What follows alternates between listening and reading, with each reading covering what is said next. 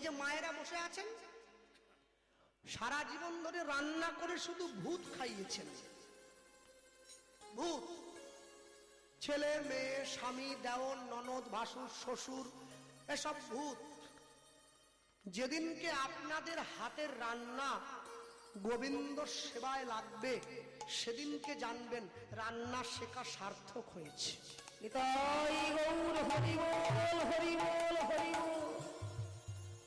কেননা ভগবানের জন্য রসই করতে পারে, এ সৌভাগ্য সবার হবে না, এ ভাগ্য হবে না। শ্রীরাম তখন মায়ের কাছে গিয়ে বলছে, ও মা, মা আমি তোমাকে বলি কি, আস্তে আস্তে করে বলছি, একটু একটু করে। কি বলছে? আমাদের তো স্মরণ রাখবেন, সমাজ কোনোদিন মূর্খ লোকের জন্য নষ্ট হয় না, সমাজ নষ্ট হয় শিক্ষিত লোকের মূর্খ আচরণের জন্য। সমাজ নষ্ট হয়ে যায়। হ্যাঁ, যে না জেনে চুপ করে থাকে তার দোষ নয়, যে জেনে চুপ থাকে দোষ তার। যে জানে না সে কি বলবে? যে জানে সেখানে চুপ আছে, এটাই নীরবতাটা ভয়ঙ্কর। শ্রীরামনি মাকে গিয়ে বলছে, মামা কানের কাছে মুখটা নিয়ে গিয়ে আস্তে আস্তে করে বলছে, এই সেবাকে গূঢ় ভজন বলে মহাজন, ওই লোক দেখিয়ে ঘুরে বেড়ালে হয় না গোবিন্দের ভজন। এখন তো আমি মাঝে মাঝে শুধু চিন্তা করি, ভজন কোন জায়গায় এসে দাঁড়িয়েছে।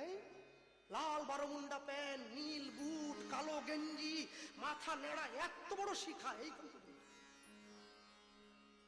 মালা নিয়ে চলে যাচ্ছে গো রাস্তায়। মালা সাক্ষী কি? এই যেগুলো বাইরে আছে, সাক্ষী ছুঁড়ে লোককে মারলে মানুষ মরে যাবে। নীল লাল সাক্ষী, প্লাস্টিকের সাক্ষী, মালা নিয়ে চলে যাচ্ছে সবজির দোকানে। এরকম করতেছে, বলে কিরে ঝিঙে কত রে, কিরে পটল, আলু, এই মালা রাস্তায় এসে পড়েছে। ওরে মালা, ভাবলাম মালা থেকে শান্তি পাবো, মালা তো জ্বালা বেঁধে গেল। দোকানদার বলতেছে, আপনি কোনটা করতেছেন, মালা করতেছেন না ঝিঙে দাম করতে আইছেন? আমি বুঝি না, বৈষ্ণবের সেই নেড়া মাথা ছেঁড়া কাঁথা সে গেল কোথা? হ্যাঁ, এই মালা রাস্তায় আবার লোক দেখলে ট্রিং করে লাভ, হরে কৃষ্ণা। আরে যারা বলতে পারেনি তারা ভেঙচি কাটে, তুমি কাটতেছ কিসের জন্য? বলে ওরা যে বললো, ওরা বললো আপনিও বলবেন। ওদের উচ্চারণ হয় না, হরি বল উচ্চারণ হয় না। তুমি হরি বল বলবে কেন? হরি বল। তুমি তো সুস্থ, তুমি ভেঙচি কাটবে কেন? হ্যাঁ, আর সত্যি কথা বলতে, একাদশীর দিন অনুকল্প সে মারাত্মক, ধনে পাতার চাটনি দিয়ে আলুর সবজি।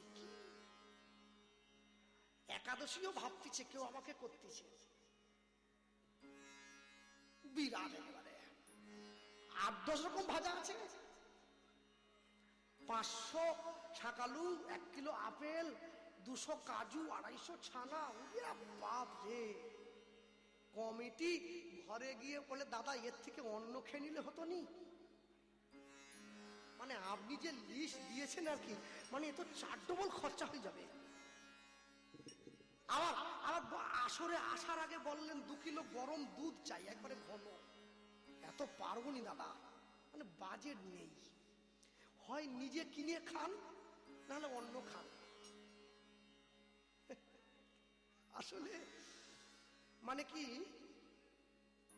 পৃথিবীতে বেশিরভাগই যাহা কিছু ধর্ম নামে চলে, ভাগবত কহে তাহা পরিপূর্ণ চলে। শুধু ধর্মের দোহাই দিয়ে একটা ভোগ বাসনা করার জন্য চরম ইচ্ছে মানুষের মধ্যে এসে পড়েছে। কেন? মালা তিলক থাকলে আমি চুরি করলেও আমাকে বলতে পারবেন না কেন চুরি।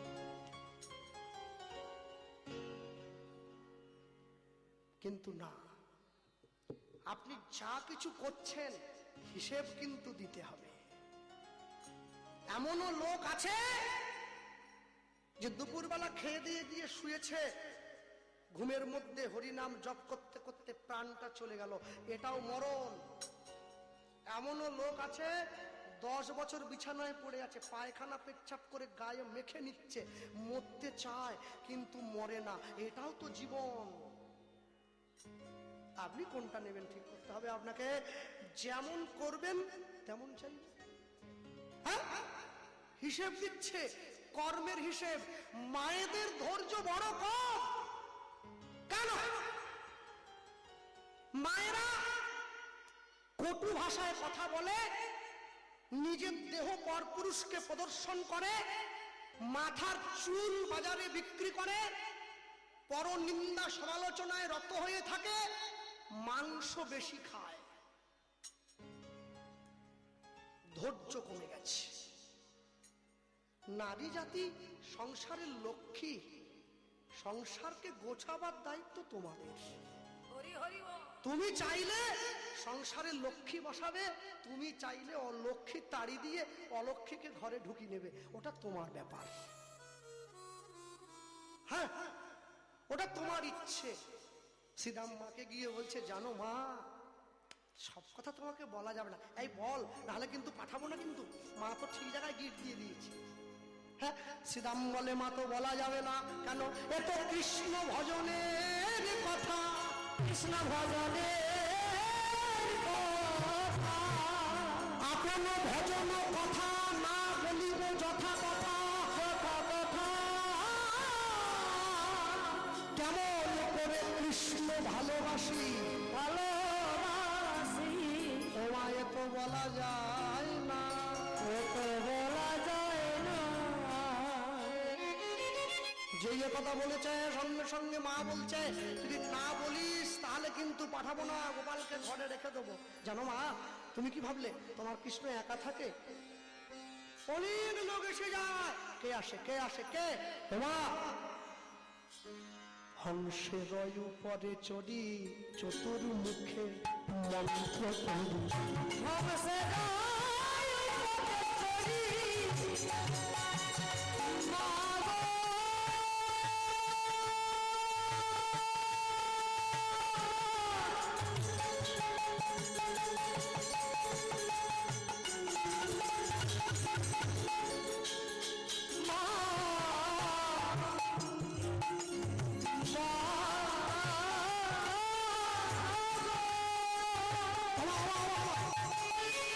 হংসের উপরে ছবি চতুর্মুখে মন্ত্র করি,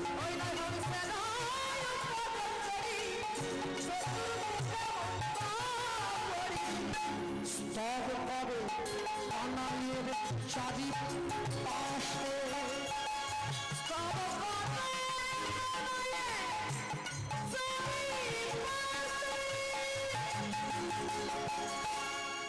একজন আসে জানো মা, হাসে চড়ে আসে, তার 4টে মুখ। প্রথম বদনে তার বেদয় অধ্যায়ন, দ্বিতীয় বদনে তার সৃষ্টির পালন,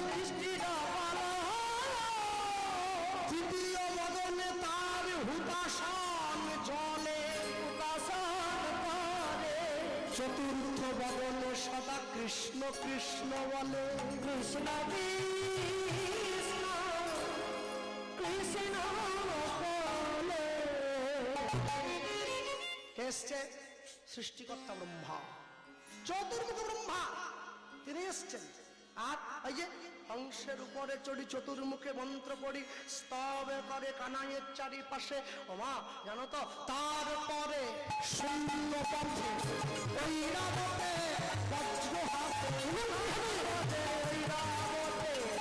ঐরাবতে বজ্র হাতে, তারপরে ঐরাবতে শূন্য পথে বজ্র হাতে,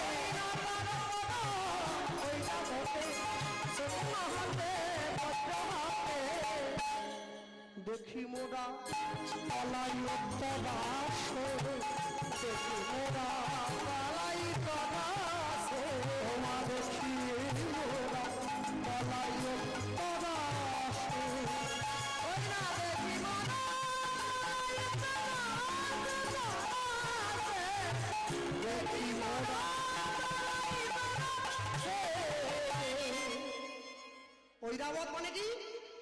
হাতি।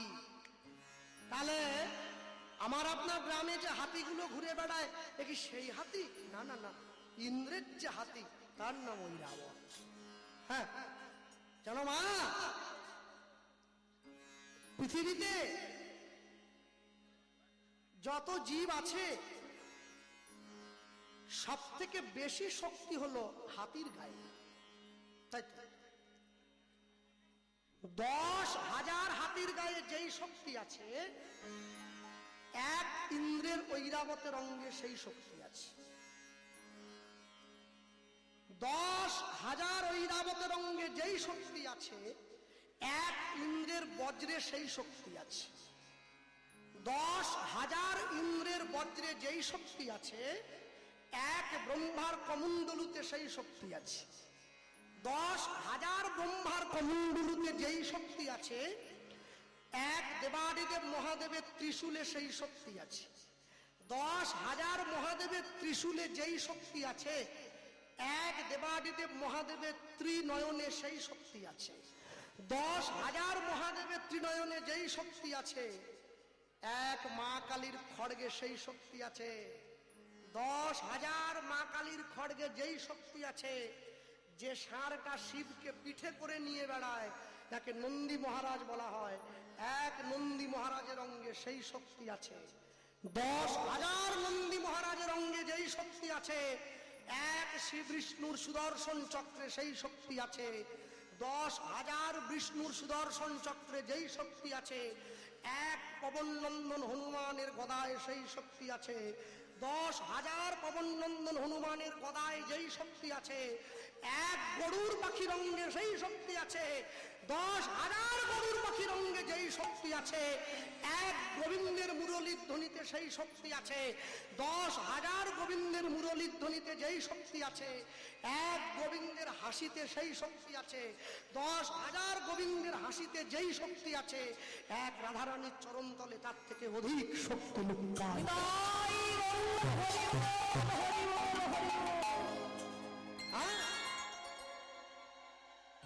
এই জন্য তো গোবিন্দ ছুটে যায় রাধাচরণের দাস হওয়ার জন্য।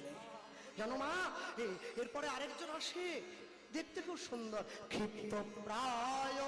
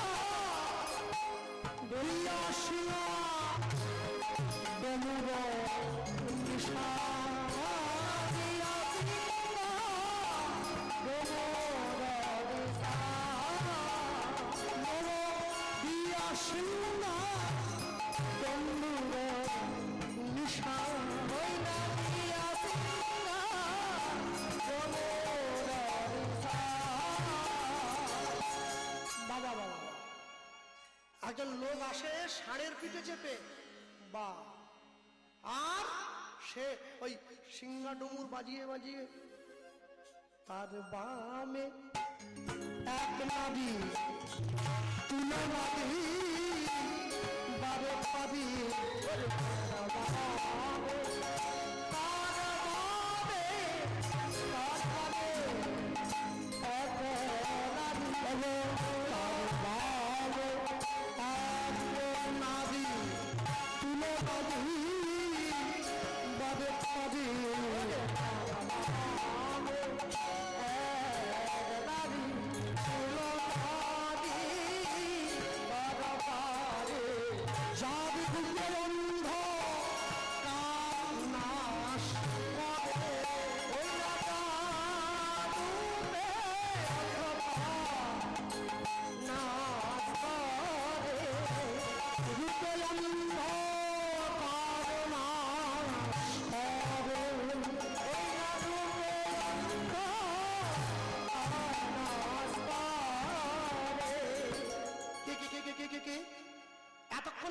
ঢুকছিল, সুন্দরী মেয়েটা আবার কে এলো?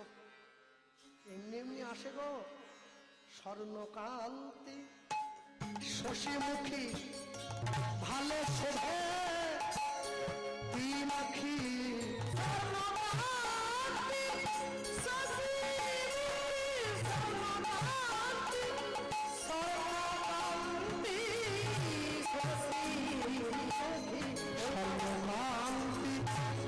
শশীমুখী ওই না ভালো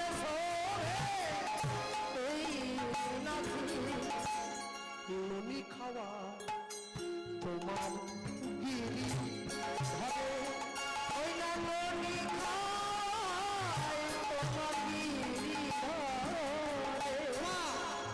ননি খাওয়া তোমার গিরি ঘর ওই না ননি খায় তোমার গিরি ঘরে।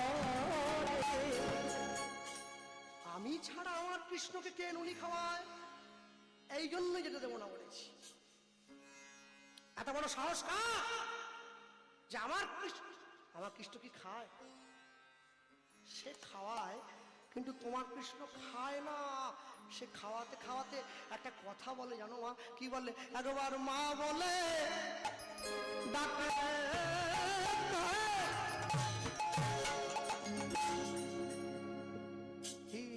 ধাগের দিদি ধাদা, একবার মা বলে ডাকে রে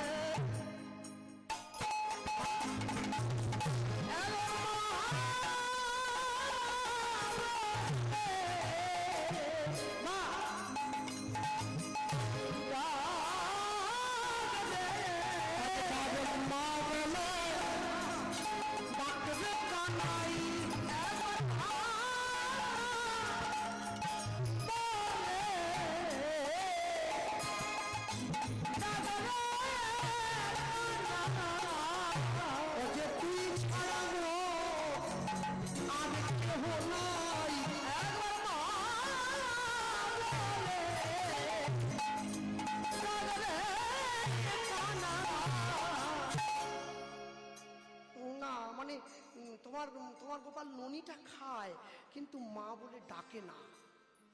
তোমার ছেলে অন্য কাউকে মা বললে তুমি মানবে কেন? শুনুন, এই যে মহাজন পদটা শুনছেন, এটা শুধু পদ নয়, এটা কৃষ্ণ ভজনের কথা।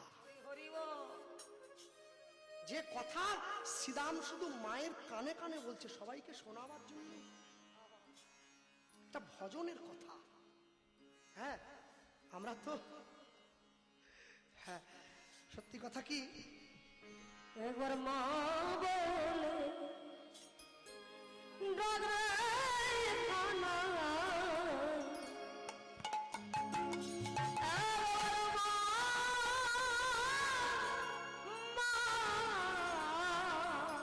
সত্যি কথা কি জানেন? আমি মাঝে মাঝে যখন গোষ্ঠ গান শুনি, অনেক অনেক জায়গায় তো যাই, আমাদের ওদিকে দুই পালা করে গান হয় না, এক পালা করে প্রত্যেক শিল্পীরা গায়। তা আমাকে গোষ্ঠ গান কমিটি জট করে দেয় না, উত্তর গোষ্ঠ বেশি পড়ে। তা আমি ঘরে বসে বসে শুনি, এই দেখি কি যে গোষ্ঠ গান গাইছে সে একবারে বাঁশি টাশি নিয়ে একবার স্টেজের ও মাথা একবার এ মাথা দৌড়ে বেড়াচ্ছে, শুধু ছোটি ছোটি গাইয়া ছোটি ছোটি গল ছোটি ছোটি গল। ও রে বাবা রে, যেন ঘরে আগুন লেগেছে রে। এ কি কৃষ্ণ ভজনের কথা বলছে, প্যান্ডেলের মাথা মাথা দৌড়ে বেড়াচ্ছে। কৃষ্ণ ভজনের কথা, এ কথা লাভ জাপ করে ঝম্প ঝম্প করে বলার জন্য নয়। তোমার কৃষ্ণ তাকে মা বলে না, ননিটা খায়, হাতে করে এনেছে, খাবে না? ননিটা খায়। সেই মায়ের যখন মায়ের মুখে যখন মা ডাকটা শুনতে না পায়,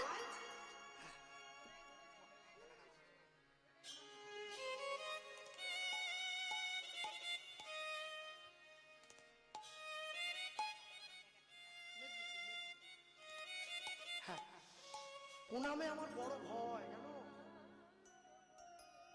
কেননা শুধু তো ঘুষ খাইলে হবে না, ঘুষ রাখতে জানতে হবে, ধরা পড়লে চাকরি চলে যাবে, এইটা একটা ব্যাপার আছে। হ্যাঁ যাক, সব কথা ভেঙে বলতে পারবো না, যারা বোঝার তারা বোঝেন। তার কথা, তোমার গোপাল ননিটা খায়, তাকে মা বলে ডাকে না। আর যখন মা বলে না ডাকে, সেই মায়ের মনে দুঃখ হয়। সে কি বলে জানো? সে তোমার গোপালকে বুকে জড়িয়ে কাঁদতে কাঁদতে বলে, আমি সেদিন তোরে মা বলাইব,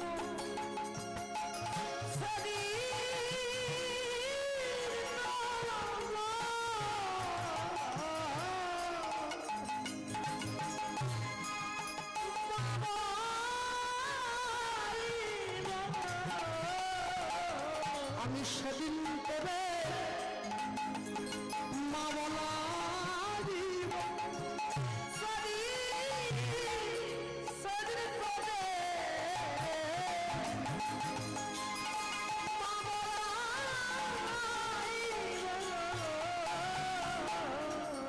কোন দিন জানো? যেদিন অদ্বৈতের ঘরণী সীতা ঠাকুরানী হয়ে যাব,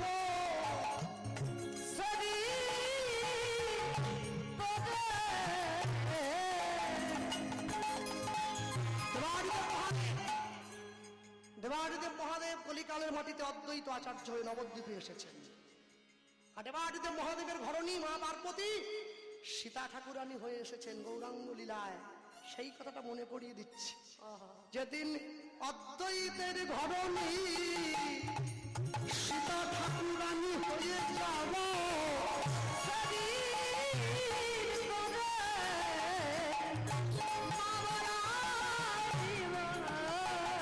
বলি ওরে আমার প্রাণের গোপাল,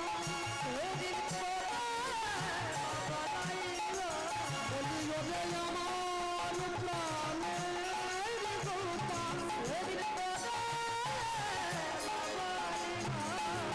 সেদিন তুই ছাড়া মনে কেউ রবে না, তুই ছাড়া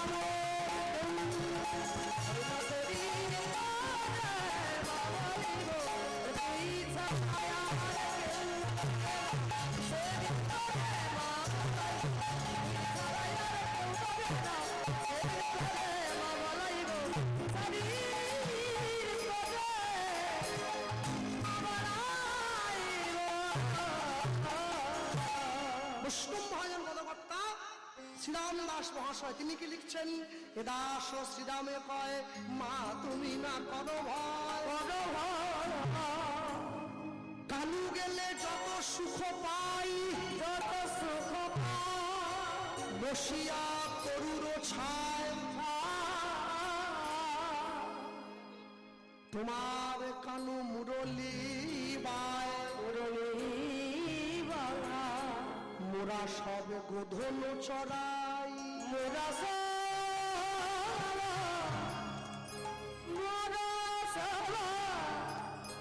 গোধন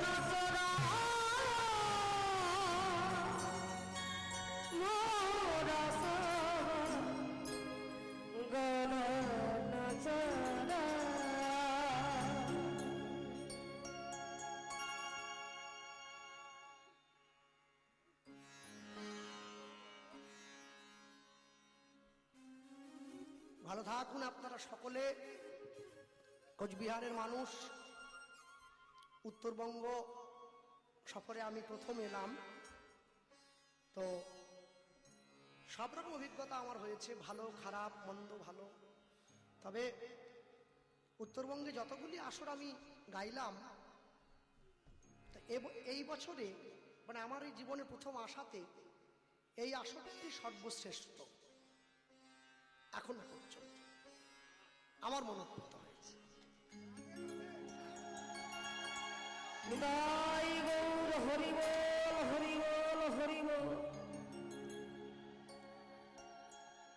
তো আমাকে অনেক ভালোবাসা দিয়ে অনেক আশা করে সদ্য রাম ঘোষ মহাশয় আমাকে আহ্বান জানিয়েছিলেন এই হরিবাসরের জন্য। তো একটা মহৎ কাজ উনি করছেন, এবছর থেকে শুরু করলেন। তো আমি প্রথমে ওনাকে না বলেছিলাম যে আমি যাব না, কিন্তু সত্যি দেখছি যে না আসতাম অনেকটা ভালোবাসা আশীর্বাদ থেকে বঞ্চিত হয়ে যেতাম। হ্যাঁ, কেননা সত্যি কথা বলতে দক্ষিণবঙ্গেই আমাদের গানের খুব চাপ, খুব এদিকে সময় দেওয়া হয়ে ওঠে না। তো এবছর আসতে পারলাম। তো আপনারা আশীর্বাদ করবেন রাম ঘোষ মহাশয়কে, উনি যেন এই হরিসভা আরো দীর্ঘ থেকে দীর্ঘতর দীর্ঘতম করে নিয়ে যেতে পারে, এবং সেই সঙ্গে আপনাদেরও আরো কৃষ্ণ ভক্তি উজ্জ্বল হোক। কেননা বাসনটা মাজতে মাজতে তো একসময় পরিষ্কার হয়ে যায়।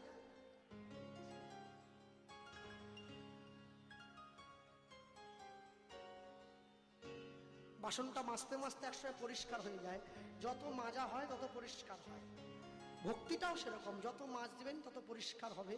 মাজতে মাজতে একসময় গোবিন্দ ছবি ভেসে ওঠে আয়নায়।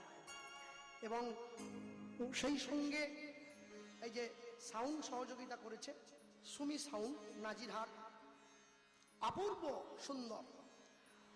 সকলে ওদেরকে আশীর্বাদ করবেন। সারা জীবন তো আওয়াজ দিয়ে যাচ্ছে, জীবনের ঠিক সময়ে গিয়ে যেন গোবিন্দের ডাকটা কানে পৌঁছে যায়। হ্যাঁ, তাই গৌর প্রেমানন্দে হরি বল।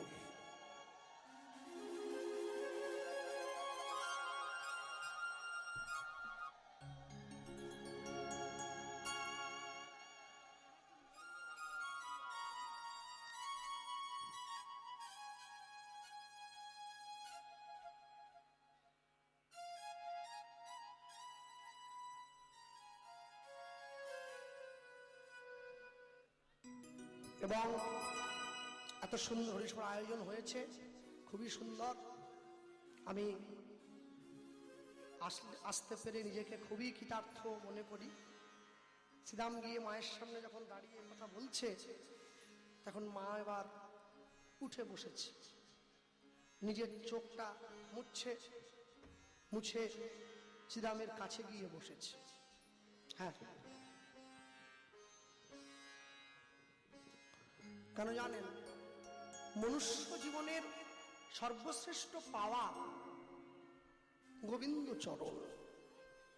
যদি সেই পাওয়াটা সম্পূর্ণ না হয়, তাহলে কিন্তু আপনার জীবন পূর্ণ হলো না, পূর্ণ হতে হতে গিয়ে হলো না, এক জায়গায় থেমে গেল। আর যদি সেই পাওয়াটা সম্পূর্ণ হয়ে যায়, আপনার জীবনও কিন্তু সম্পূর্ণ হয়ে গেল। কারণ সম্পূর্ণ জীবন পাওয়া অনেক সৌভাগ্যের ব্যাপার। যতদিন জীবের কৃষ্ণ ভক্তি নাহি হয়, সেই জীবকে পশু বলে জানিবেন নিশ্চয়। কৃষ্ণ ভুলি সেই জীব অনাদি বহির মুখ, অতএব মায়া তারে দেয় সংসার আদি দুঃখ। হৃদয় গৌর হরি বল, হরি বল, হরি বল। হ্যাঁ, কেননা বিখ্যাত গান ছিল না, ভালোবেসে সুখী হতে বলো কে না চায়। রাধা সুখী হয়েছিল পেয়ে শ্যামরায়। ভালোবেসে সুখী হতে বলো কে না চায়। রাধা সুখী হয়েছিল পেয়ে শ্যামরায়। আমিও রাধার মতো ভালোই বেশে যাব, হয় কিছু পাবো নয় সবই হারাবো। এই চেয়ে থাকা আর প্রাণে সহে না। সবাই তো সুখী হতে চায়, কেউ সুখী হয় কেউ হয় না। জানি না বলে যা লোকে সত্যি কি না, কপালে সবার নাকি সুখ হয় না। সবাই তো সুখী হতে চায়, কেউ সুখী হয় কেউ হয় না। হরি বল হরি বল। সবাই চাইছে, সবাই চাইছে, লটারির টিকিট সবাই কাটছে, সবাই পাবে না। 1 কোটি মানুষের মধ্যে একজন জ্ঞানী, 1 কোটি জ্ঞানীর মধ্যে একজন প্রাজ্ঞ, 1 কোটি প্রাজ্ঞর মধ্যে একজন বিজ্ঞ, 1 কোটি বিজ্ঞের মধ্যে একজন শিক্ষিত, 1 কোটি শিক্ষিতর মধ্যে একজন মুক্ত, 1 কোটি মুক্তের মধ্যে দুর্লভ এক কৃষ্ণ ভক্ত। হরি বল হরি বল। এরপরে আমার শ্রী গুরুদেব বললেন, কৃষ্ণ ভক্ত নিষ্কাম, অতএব শান্ত। হ্যাঁ, রাখবেন যারা বসে আছেন, জীবনকে ভালোবাসতে না পারলেও নিজের দেহকে মানুষে ভালোবাসে। যত্ন করি, সাবান শ্যাম্পু লাগাই, কিন্তু আত্মার যত্ন করি না। আত্মার যত্ন করতে হয়। আত্মা সুন্দর হলে দেহ এমনি সুন্দর হয়ে যায়।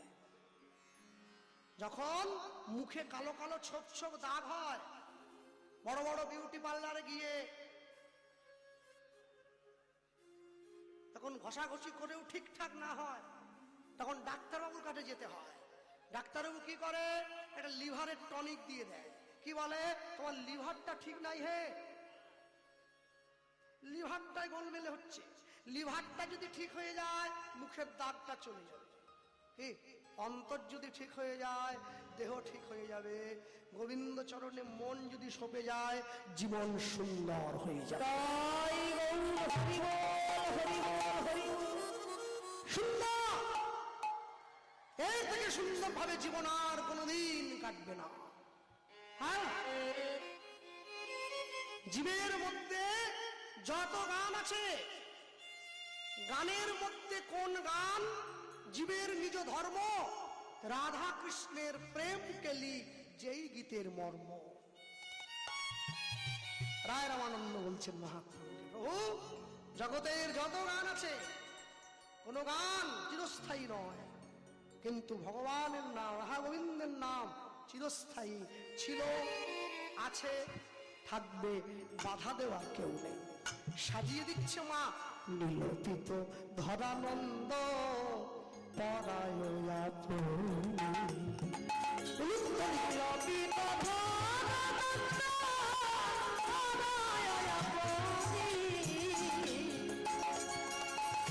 চন্দন তিলক দেই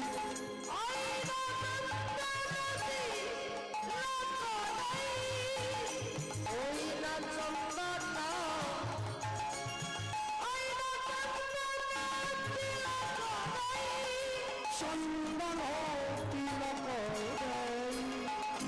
তিলক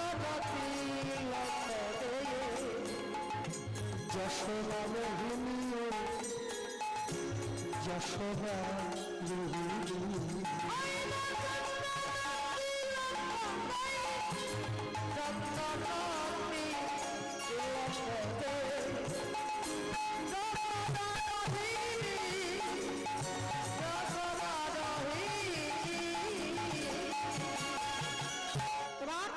চূড়াও ময়ূরের পুচ্ছ, ওই বলে গুঞ্জহা, চূড়াতে ময়ূরের পুচ্ছ সাজা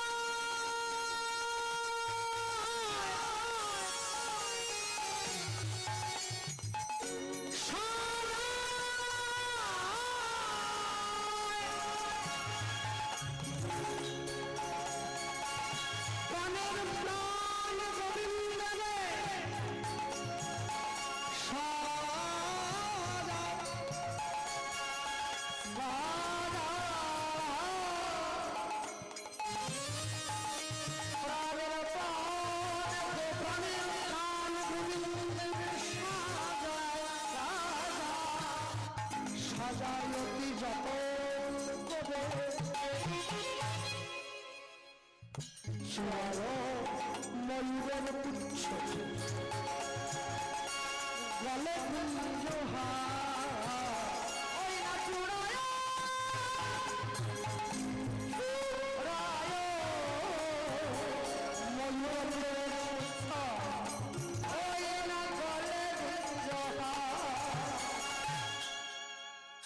ময়ূরের পুচ্ছ সবাই চেনেন, গুঞ্জহার চেনেন?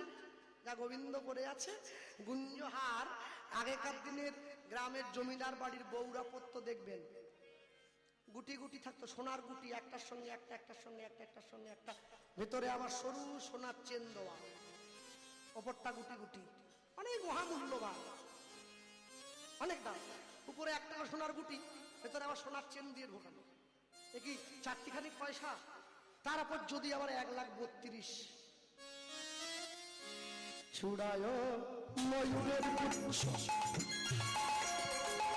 ওই গলে গুঞ্জহার ওই না চূড়ায় ময়ূরের পুচ্ছ গলে গুঞ্জহার চরণ নুপুরে রানী চরণ নুপুরে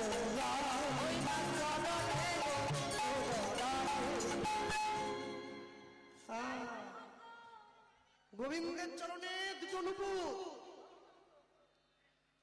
গোবিন্দের ডান চরণের নুপুরটা একটু বড়, বাম চরণের নুপুরটা একটু ছোট। ডান চরণের নুপুরে 80টি হিরে আছে, বাম চরণের নুপুরে 70টি হিরে আছে, 10টা কম আছে।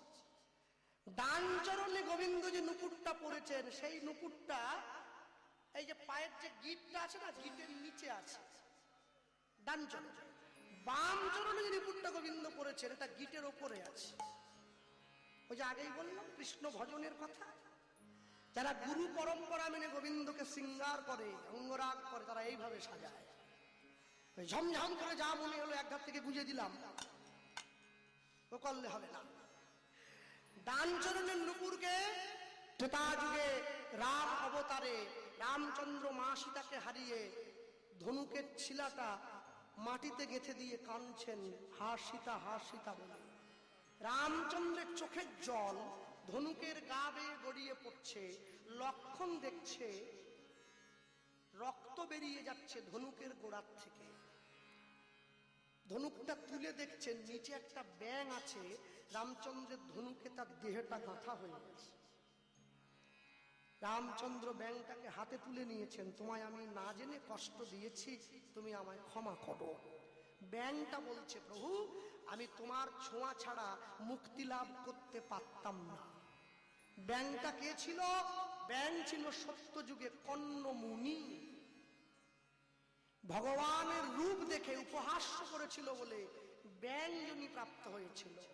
ইহ জগতে সেই কন্ন মুনি গোবিন্দের রামচন্দ্রের ধনুকের ছিলার খোঁচা পেয়ে মুক্তি লাভ করলো।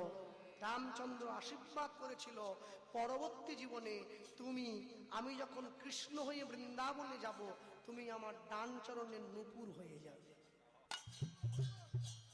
সেই নুপুর হয়েছে চরণে নুপুর রানী গায়ে তো হাক্কা ওই না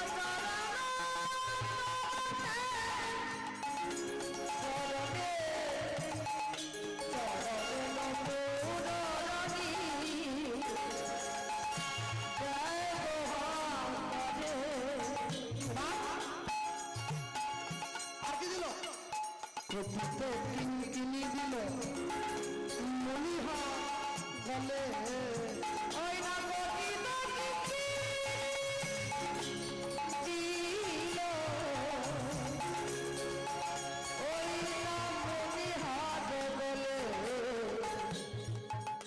আগে একটা এত মোটা সোনার হার পরিয়েছে, আবার কেন মনিহার পরাচ্ছে? কত বলি, একবার ডেকে এনে কি সব শুনবেন নাকি? আরেকবার ডাকুন তবে তো বলবো। আগে একটা বড় হার পরিয়েছে, এরপরে মণিহারটা পরাচ্ছে ছোট হার। কেন? যদি ছেলে হারিয়ে যায়, মণিটা রাতের অন্ধকারেও জ্বলে, মায়ের মনে বিশ্বাস ওই মণি দেখে চলে যাব ছেলে কোথায় আছে। হ্যাঁ কি করলো এবার ওই সুন্দর করে সাজিয়ে দিয়েছে কোটিতে কিনি কিনি দিল মনিহা বলো উলুধ্বনি হই হলো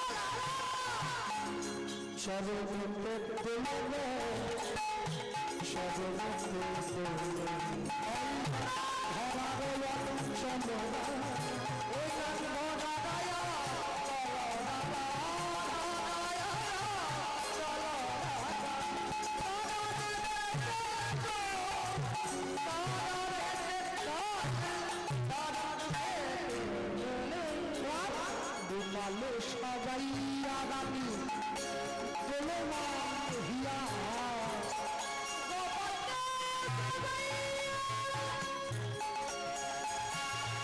রানী রানী রানী সবাইয়া দাবি কাছে আর বাপরে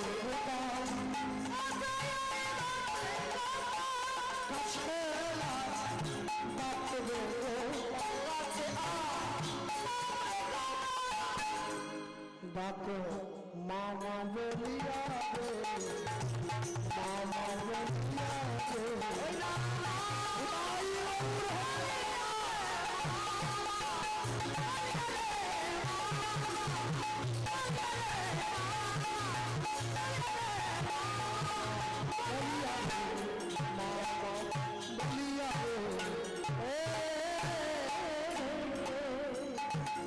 রানা লাঠি হাতে দিল সর্বাঙ্গে চন্দন সর্বাঙ্গে চন্দন দাস বংশী বদনে কহে এবার চলো গোবর ধন চলো গোবর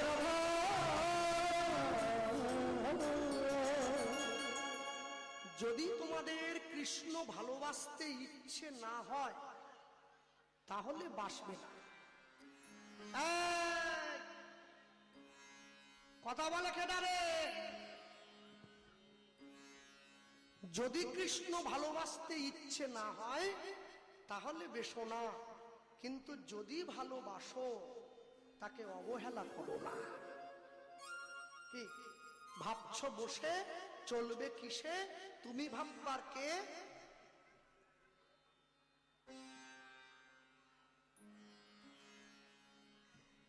ভাবছো বসে চলবে কিসে, তুমি ভাববার কে? তোমার ভাবনা যিনি ভাবছেন তুমি ভাবো তাকে। ভাবতে থাকতে হয়। মা কি করলেন? গোপালকে কাছে ডেকে নিয়েছেন। কাছে ডেকে হ্যাঁ কি জানেন, এই যে ভগবানের ভজনের কথা শুনতে বসেছেন আজকে সকাল থেকে একদম আজকে আগামীকালকে ভোর পর্যন্ত শুনবেন, রাসলীলা পর্যন্ত। আমি বলি কি, ভজনের কথা না ওই অনেকটা বাড়িতে রাখা আলমারিতে টাকার মতো। মানে এই যে রামবাবুর বাড়িতে কীর্তন হচ্ছে, আর কীর্তন শেষ হয়ে গেল, আমার পালি শেষ, আমি গিয়ে রামবাবুকে বললাম, বাবু তাহলে এবার আমার বিদায়টা, আমার তো শেষ হয়ে গেছে, আমাকে ফিরতে হবে, দিদেন। তাহলে বাবু গিয়ে বাড়ির মাকে বলল, মা ঘরের তালা খুলল, ঘরের মধ্যে আলমারি, আলমারির মধ্যে ডয়ার, ডয়ারের মধ্যে লকার, লকারের মধ্যে কৌটো, কৌটোর মধ্যে ঠোঙা, ঠোঙার মধ্যে রুমাল, রুমালের মধ্যে মাল। সেইখান থেকে একটা একটা বের করতেছে। গোবিন্দ ভজনের কথা ওই রকম অনেক ভিতরে আছে, বান্দাকপির মতো সারালেই বেড়াই পড়ে। উপরটা ছাড়াইয়ে পড়লাম একই রকম, আবার ছাড়াই গেল, আবার আবার কফি শেষ, ছাড়ানো শেষ হয় না। বিগত 15 দিন ধরে বান্দাকপি চলতেছে। যেইখানে যাই, দাদা কি রান্না করছেন, বলে বান্দাকপি। কেন আপনাকে এদিকে কি সবজি নাই, সব ধুয়ে মুছে গেছে? বলে হরি নামের দল, বান্দাকপি খাবেন না তো কি খাবেন আপনারা? হ্যাঁ, আপনাদের জন্য কি দামি কিছু আনতে হইব? পনির? পনির চাই নাই মা গো, একটু আলু সেদ্ধ হবে। বলে পারুম না, অনেক খাটুনি। বান্দাকপিতে খাটুনি কম, হসস করে কাইটটা কড়াই তুলে দিব, জল সিদ্ধ করে তেল দিয়ে ছিটাইয়ে নামাই দিলাম, খাইলে খাও, নাহলে ঘরে যাও, যাও যাও। আমি আর কি করবো, ওই খাইয়ে বসে রয়েছি, কি করবো আর? তাই না, পাঞ্জাবি ঢিলা হয়ে গেছে, কিছু করার নেই। ওরই নামের দলকে এ চলতেই হবে।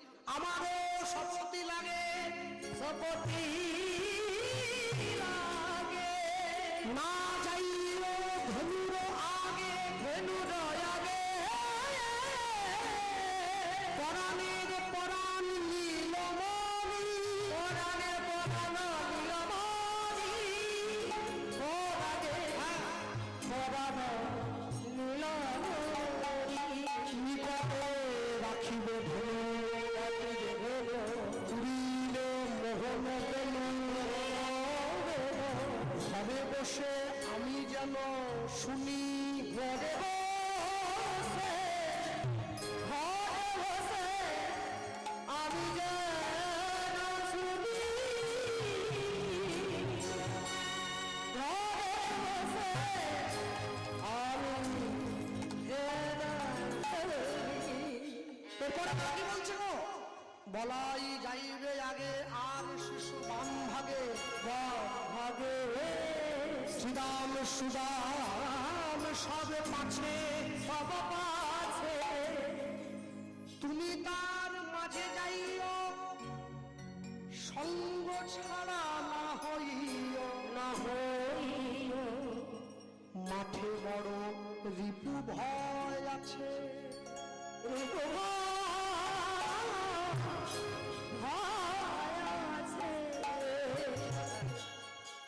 যে এই কথা বলেছে অমনি ভগবান ঘর থেকে বেরিয়েছে। দাদা বলরামকে সম্মুখে দিয়েছে। বড় দাদা, এখানেও একটা কথা এসে পড়ে। যখন রামচন্দ্র 14 বছর বনবাস শেষ করে অযোধ্যায় ফিরে এলেন, কেউ আর রামচন্দ্রের জয় দিচ্ছে না, সবাই লক্ষণের জয় দিচ্ছে। হ্যাঁ, বলো রামচন্দ্র ভাতা লক্ষণ ঠাকুর কি জয়।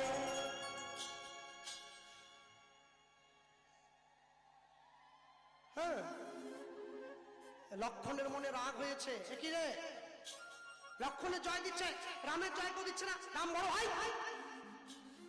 লক্ষণ গিয়ে রামচন্দ্রের সম্মুখে দাঁড়িয়ে বলছে, ভাই হয়ে যদি ভাইয়ের মতো কাজ করতে না পারো, কি করে তুমি জয় পাবে? কেন, কি করেছি? লক্ষণ বলছে, দাদা 14 বছর ধরে বনবাসে এলাম, 14 বছর ধরে তুমি রোজ আমাকে একটা করে ফল দিয়েছো, কোনদিন বলনি লক্ষণ এই ফলটা খা, শুধু বলেছো ফল ধর। রামচন্দ্র বলে, তাহলে যত ফল দিয়েছিলাম একটাও খাসনি? বলে না, বের কর। সব ফল বের করেছে, সব ফল গোনা হচ্ছে, 6টা ফল কম পড়ে গেছে। এই তো খেয়েছিস। লক্ষণ বলে, না খাইনি। শোনো, যেদিন প্রথম বনে এলাম সেদিন ফল দিলে না, যেদিন রাবণ রাজা মা সীতাকে তুলে নিয়ে গেল সেদিন ফল দাও নাই, যেদিন তোমার ইচ্ছায় আমার শক্তি শেল হলো সেদিন ফল দাও নাই, যেদিন তুমি আমাকে দিয়ে রাবণের ভ্রাতা ইন্দ্রজিৎকে বধ করতে পাঠালে সেদিন ফল দাও নাই, ফল দাও না, যেদিন মা সীতা তোমার জন্য অগ্নি পরীক্ষা দিয়েছে সেদিন ফল দাও নাই, সেদিন ফল দাও না। আজ বনবাস থেকে অযোধ্যায় ফিরে এলাম, আজকে তো তুমি আমায় ফল দিলে না। আজকে তো তুমি আমার ফল দিলে না। 6 দিন দাওনি। লক্ষণ ছুটে গিয়ে রামচন্দ্রকে জড়িয়ে ধরে বলছে, আমি বড় ভাই হয়ে বড় ভাইয়ের মতো কাজ করতে পারিনি। ওরে ভাই, আমি তোকে কথা দিলাম, আমি তোকে আশীর্বাদ করলাম, কি আমি রাম আছি তুই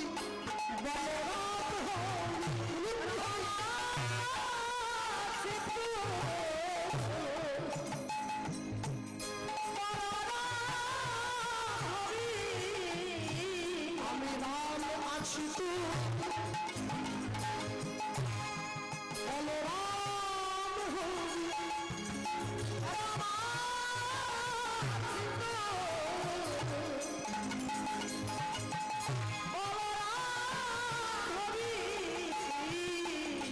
রাম আছি তুই শিক্ষা দিয়ে দিবি।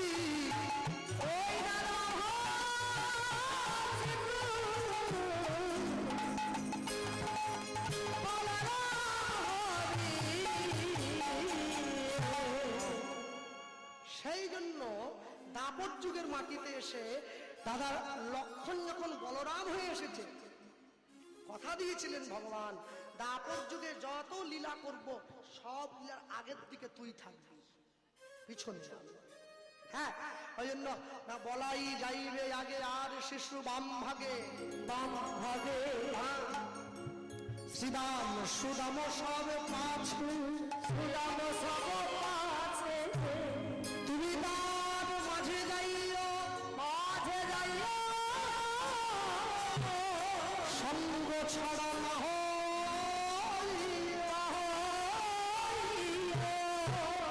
মাঠে বড় রিপু ভয় আছে, মাঝে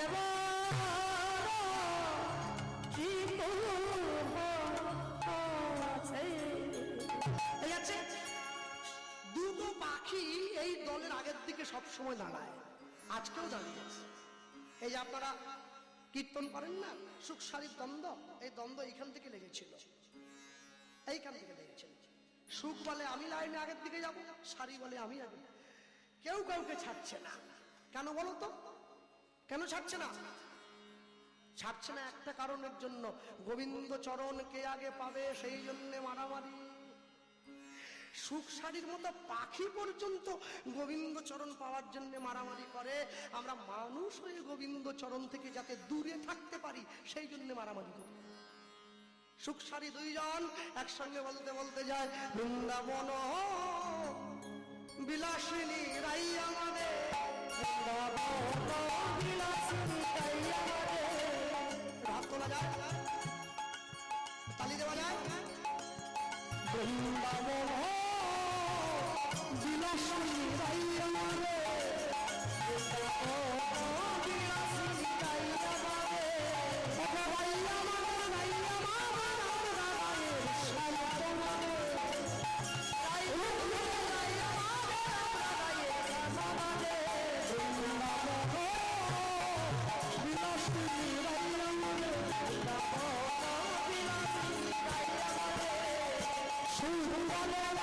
কৃষ্ণ